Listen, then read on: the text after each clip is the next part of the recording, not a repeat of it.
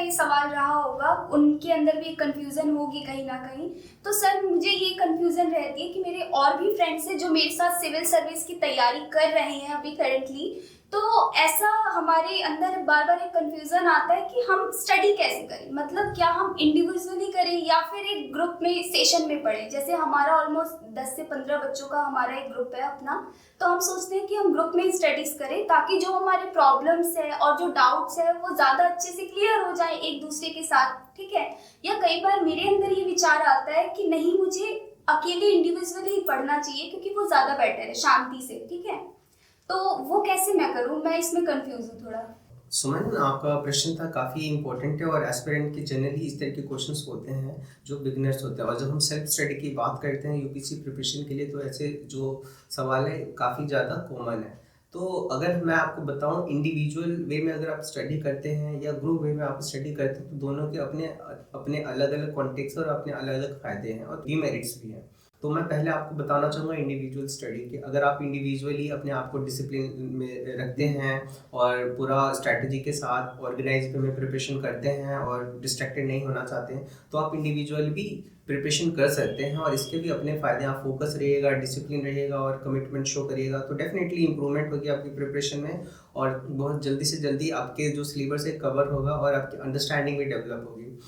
इसी के साथ अगर आप इंडिविजुअल भी स्टडी कर रहे हैं बट आप ऑर्गेनाइज नहीं है प्रिपरेशन, बस आप पढ़ रहे हैं, आ रहे हैं, जा रहे हैं, कोई कंपटीशन का कुछ नहीं पता आपको, और जो नई नई चीज़ें एग्ज़ाम के अंदर हो रही है उसकी एनालिसिस करनी पड़ती है, अगर वो आप चीज़ें नहीं कर पा रहे हैं तो आपकी प्रिपरेशन थोड़ी ज़्यादा टाइम तक जा सकती है, ठीक है। तो ये थोड़ा डीमेरिट हो सकता है। अगर हम बात करें ग्रुप स्टडी की, तो ग्रुप स्टडी के भी ऐसे ही अपने फ़ायदे क्या हैं कि ग्रुप स्टडी अगर आपके पास like minded positive motivated group है, तो उसमें क्या होता है, एक पॉजिटिव कंपटीशन की भावना रहती है और इससे एक एनवायरनमेंट ऐसे क्रिएट होता है जो फोर्स करता है हमें परफॉर्म करने का, और हम इस परफॉर्मेंस के टाइम हम लर्न करते हैं और अपने आप को इम्प्रूव करते हैं। तो इसके ये फ़ायदे हैं और साथ साथ कभी कभार हमारे, क्योंकि ये सिविल सर्विस की प्रिपरेशन ऐसी है कि कभी कभार हम बहुत मोटिवेटेड फील करते हैं, कभी कभार डीमोटिवेटेड फील करते हैं, तो हमारे पास अगर अच्छा ग्रुप है तो हमें मोटिवेशन भी मिल जाता है वहाँ से और ऐसे टाइम में हमें हेल्प भी मिल जाती है, मेंटली हम स्ट्रॉन्ग भी रहते हैं।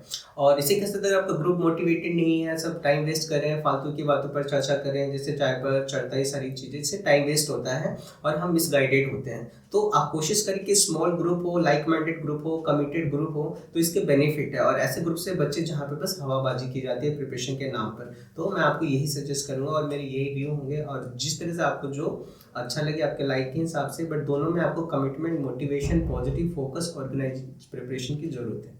थैंक यू सर इस चीज़ के लिए जो आपने मुझे बताया। पर सर कहीं ना कहीं एक सवाल मेरे दिमाग में और उठ रहा है, मेरे मन में, कि सर जैसे हम अगर इंडिविजुअली पढ़ते हैं तो उसमें एक कंपटीशन लेवल जो है वो हमारा कहीं ना कहीं डाउन होने लगता है, ठीक है।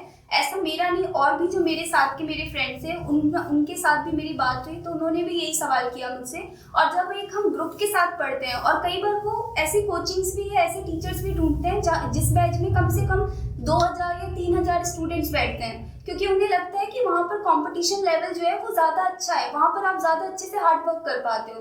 और वहीं अगर सेल्फ स्टडी के थ्रू कर रहे हो, इंडिविजुअली अगर अपनी पढ़ाई कर रहे हो, तो वो कंपटीशन लेवल आपके अंदर उस स्तर तक डेवलप नहीं हो पाता जी। तो इसका कैसे हम समाधान कर सकते हैं?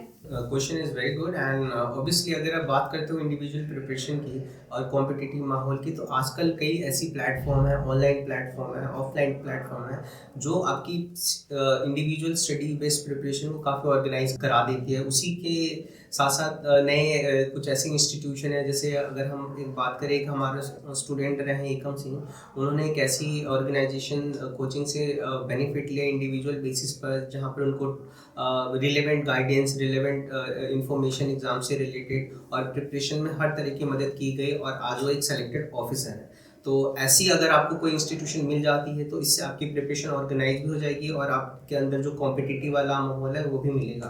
तो आई advise you to get such kind of institution and support so that your preparation become very focused and also relevant. So this will be my advice to you, Suman. Thank you so much sir इतनी अच्छी advice देने के लिए, और इस पे मैं ज़रूर अपना हार्ड वर्क करूँगी। और जो भी आपने मुझे बताया, तो मैं बता रही हूँ कि अब मेरे अंदर ऐसा कोई भी डाउट अब नहीं है। मेरे जितने भी सवाल थे उनका आपने सॉल्यूशन मुझे दे दिया है, और अब मुझे डेफिनेटली पता चल गया है कि आगे मुझे क्या करना है, कैसे करना है, और कैसे अपनी स्टडीज़, अपनी प्रिपरेशन को कंटिन्यू रखना है। So thank you so much for this. Okay Suman, आपसे बात करके बहुत अच्छा लगा।